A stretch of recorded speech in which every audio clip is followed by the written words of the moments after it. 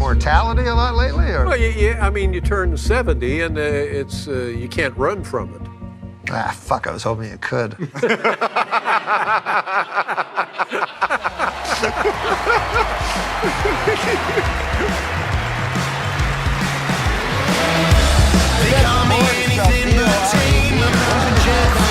Celebrities in the audience there. I see Tiger Woods right there. Tiger Woods, how about that?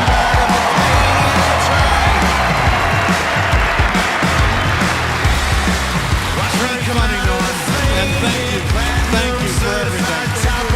Norm Macdonald, ladies and gentlemen. That was very sweet, Norm. Good night, everybody.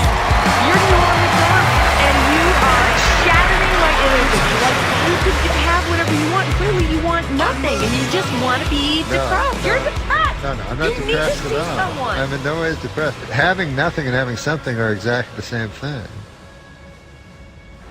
And in spite of that, please welcome Norm Macdonald.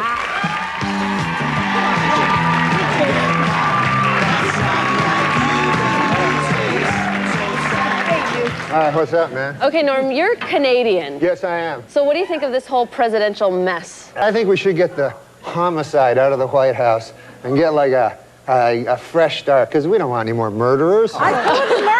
Yeah. Oh, Clinton, he murdered a guy. Yeah, you know, we're not allowed to. You're not allowed to put out Did you never hear that? No. Listen, we don't need I to don't talk want to get about into this, that. and I don't want to hear it, and this is not the place to make those accusations, and you're supposed to be funny. Let's get on to it. I thought it was a matter of record. Shut up. Shut up. Look, let me do this, okay? Norm is the reason that I ever wanted to do Weekend Update, and so tonight we thought we'd turn the last few jokes of Update over to Norm. Thanks, I'm Norm Macdonald, and now the fake news. Well, it is finally official. Murder is legal in the state of California. Norm is a stand-up comedian, perhaps best known nationally for his 4-year stint as Weekend Update anchor, which ended when he was fired for refusing to adapt his comedic style and ease up the jokes on certain topics. But doing things his way is really the story of his life. I only know of Norm from the last few years, after seeing several YouTube clips and then reading articles and becoming more and more mesmerized the more I dig into the guy. And I'm not telling any tales out of school when I say Norm is the most refreshing Hollywood persona I've yet to come across. Because it's funny with Saturday Night Live, isn't it? The people that either they go on to huge fame or they fizzle into oblivion generally. Yeah. And it's... Then there's me. And then there's you. No, but... It won't go away. You know where I differ from a lot of people? When I... Really? Insanely different from everyone else. Andy, you said something once. You said to me, that guy doesn't care in a way that frightens me. You just throw stuff out there, then you get everyone worked up, and then you go, nah, and then you give... I'm a provocateur. The originals stand out the most, and they stay with us long after they're gone. And there was no one more original than Norm Macdonald. He had this seeming indifference about whether the crowd liked it or not. He was going to do what he was going to do. He became the first defensive player to win the Heisman Trophy. And congratulations, Charles. That is something that no one can ever take away from you. Unless you kill your wife and a waiter, in which case...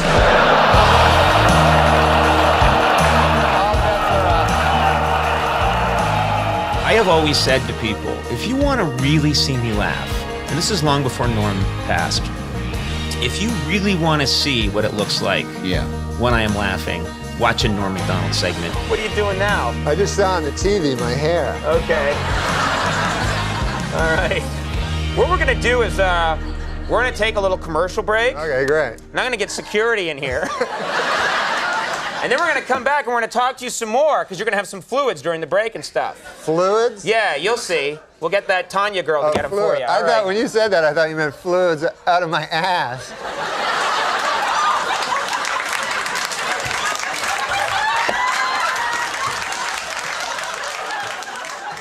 Play the dumb guy, you know? Play the everyman. Nobody likes a guy smarter than them. That's the worst guy you can be. A guy smarter than the audience. They're going to hate you. And so I meet celebrities And I know as soon as I shake their hand, I know, hey, there's a dumb guy. You know, because I'm a dumb guy myself. And I got that, you know how gay guys have the gaydar? I'm like that with dumb people. I'm like, hey, how's it going? Hey, I could have a conversation with you, man. This act, coming from a guy who graduated high school at 14, enrolled in college to study math, and by all accounts was extremely well-versed in Russian literature. He would pretend like, oh, I'm reading Dostoevsky, what is it? Dostoevsky, pretend he didn't know who it is, you know? He also broke character once and won the $1 million prize on Celebrity Millionaire, but Regis basically talked him out of the final question. Tell me what you want to do. I think Pinehurst is too obvious, so I guess I will say what's the matter? Greenbrier. What are you making that face for? Did you say Greenbrier? Yeah. You would have won $1 million, but 500,000. Come on, be happy. Norm is first and foremost smart, next funny, and thirdly, most importantly, perhaps endlessly appealing. Why doesn't a guy like that get to have an hour every night? My sister texted me the day after he died. I was at the show and I was in your office. You weren't there. And Norm Macdonald walked in and I introduced myself and he sat down and talked to me for an hour and asked me questions about myself and made me laugh a lot. And she said, nobody in your business has done that before or since. Right. Like he was like deeply, deeply polite, deeply, deeply concerned with the person that he's talking to. An audience, not so much. Now, I was there for one of the greatest Norm moments in comedy history, which is Norm Macdonald was kicked out of the state by the governor. Many were disgusted, some were delighted. I heard you had to write a new act for the Midwest. Oh yeah. No, I did this gig in Iowa, and it was too dirty. People are grabbing their kids, running up the aisle. I never saw a place clear out. It looked like a fire alarm was going off. But the college students were staying, and they were howling with laughter. I'm told that 80% of the audience walked out. What could you possibly have said to them? What it was there was moms and dads and little kids in the audience, right?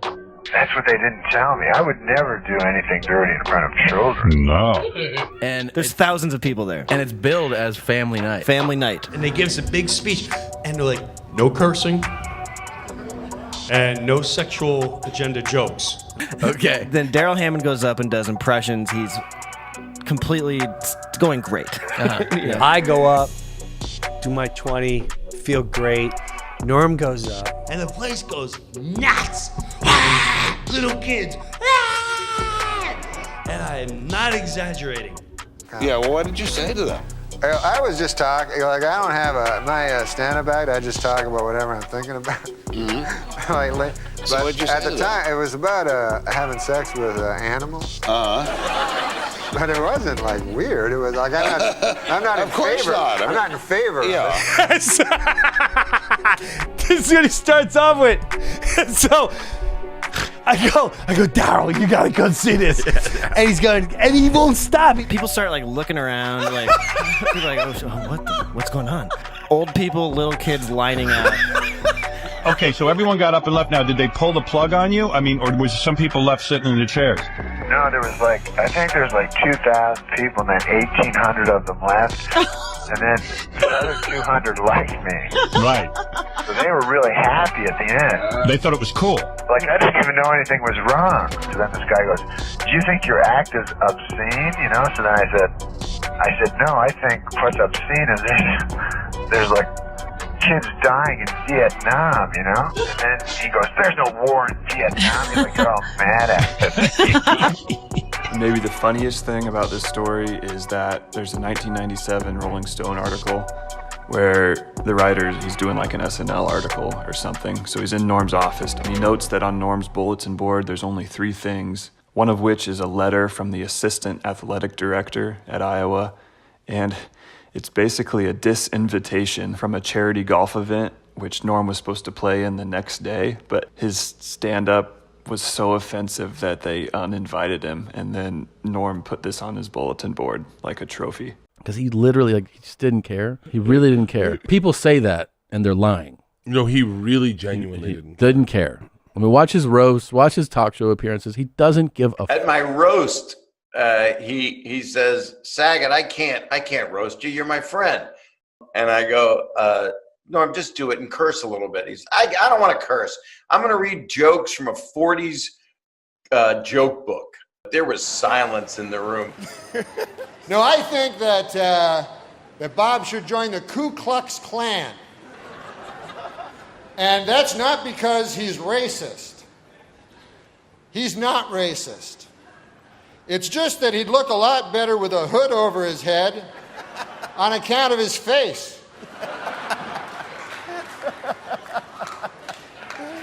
And then he got emotional because we're friends.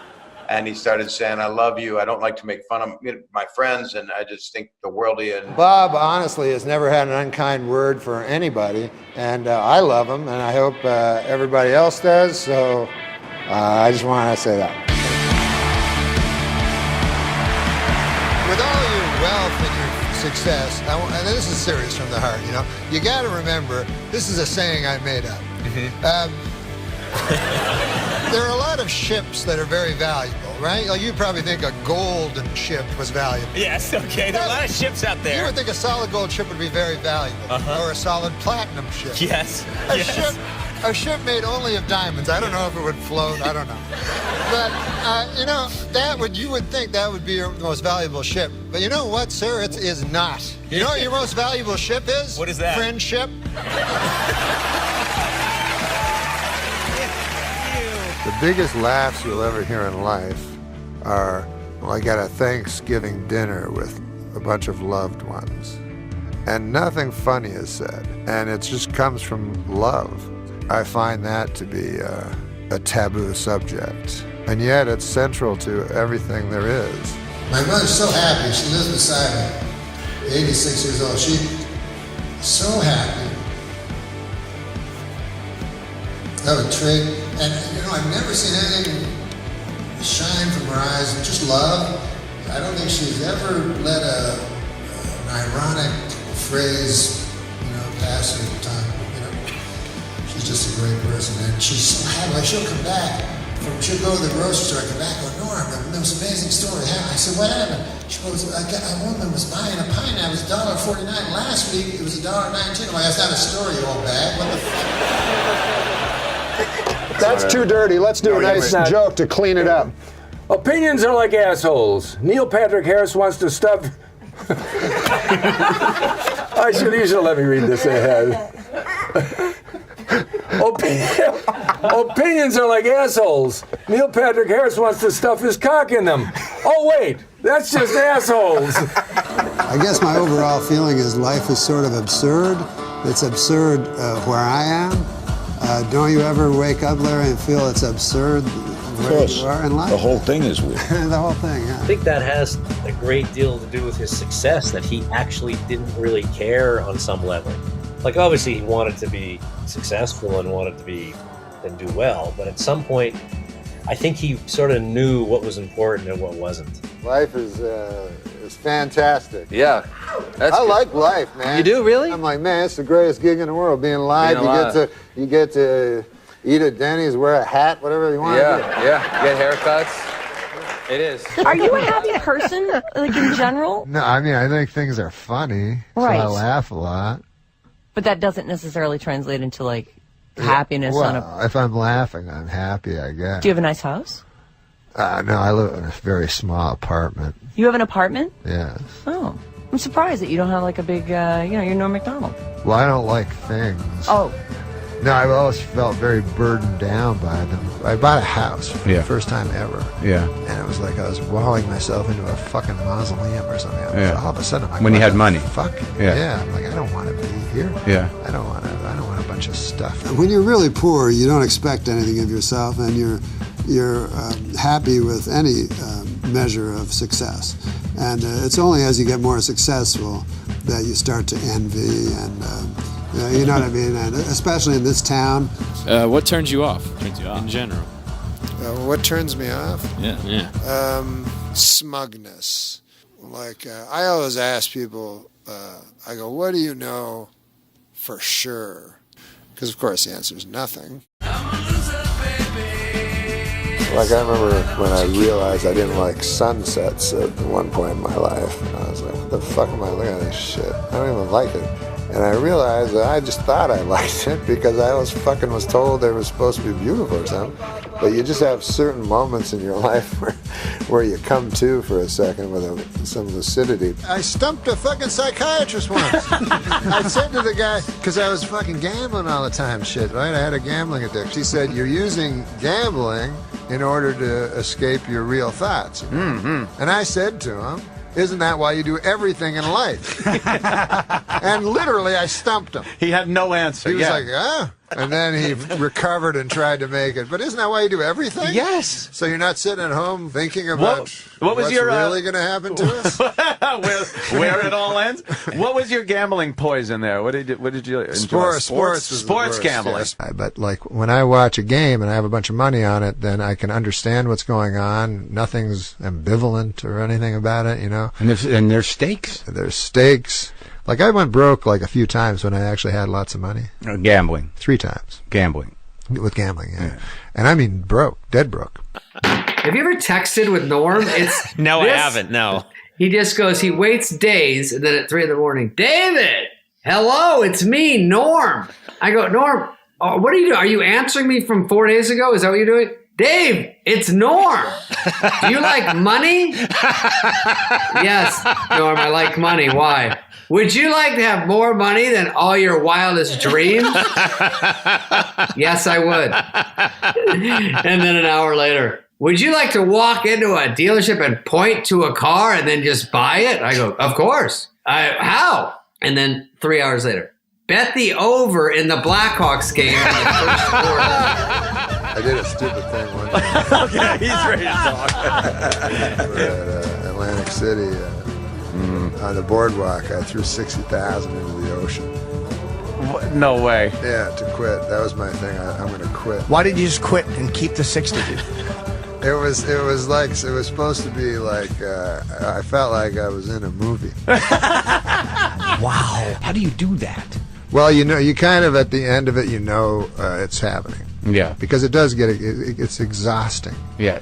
To be obsessed with something. Right.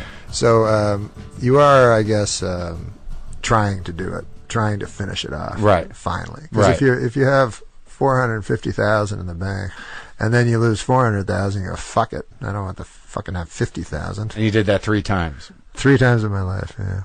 When I was very young, I was very, very, very shy and very afraid of everything. Aren't you still afraid of everything? I am. No, I'm not afraid of everything. I'm afraid of very few things. Like what?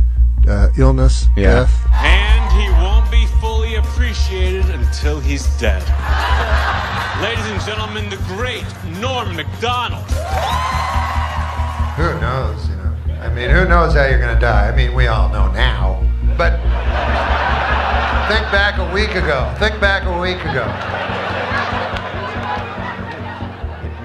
Out, but again, people don't identify it as great at the beginning, I guess, like your parents. Yeah. But the other comics did. Yeah, other comics just knew it was different and that I didn't waste any time.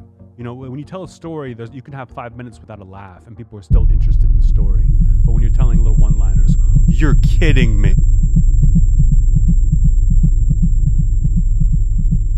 Somebody in the control, what did he pass from? It was cancer. Has he been sick? Cancer? 9 years. He's had 9 years of cancer? He kept it a secret from his family. And friends. When people confess things, and they're told how brave they are, you know, because they have cancer or something, and they talk about it.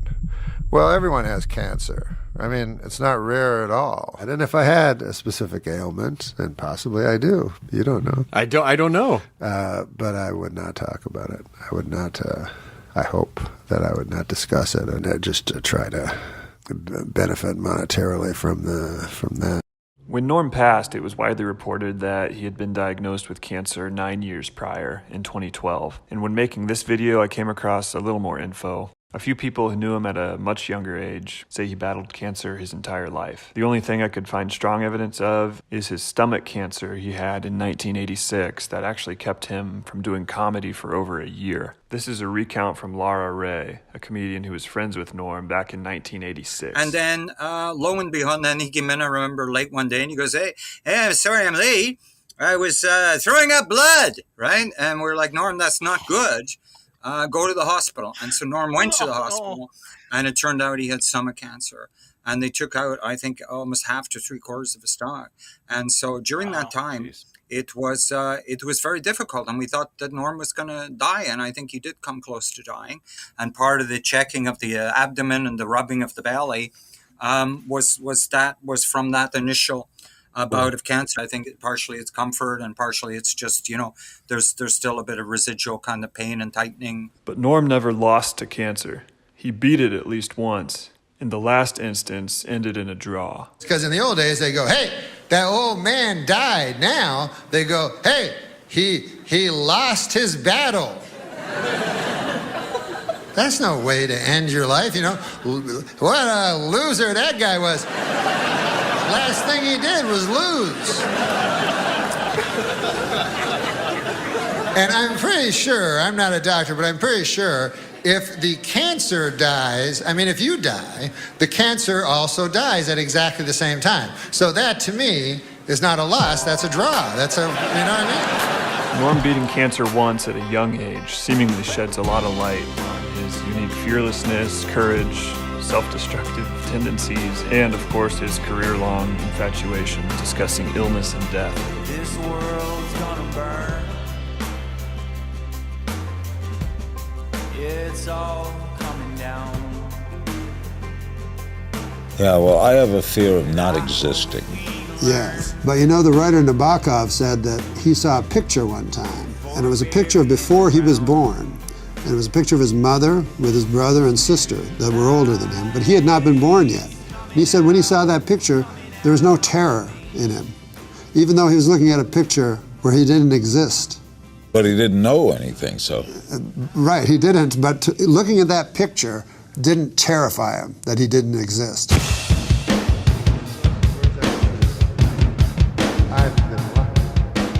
When I was a boy, I was sure I'd never make it past Moose Creek, Ontario, Canada, but I've been all over this world, except for Europe, Asia, Australia, Africa, and South America. The only thing an old man can tell a young man is that it goes fast, real fast. And if you're not careful, it's too late. Of course, the young man will never understand this truth. And as for my gambling, it is true, I lost it all a few times, but that's because I always took the long shot and I never came in.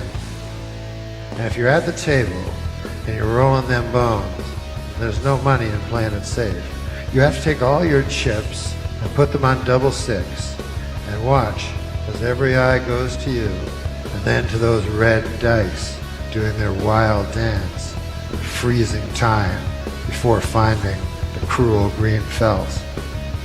I've been lucky.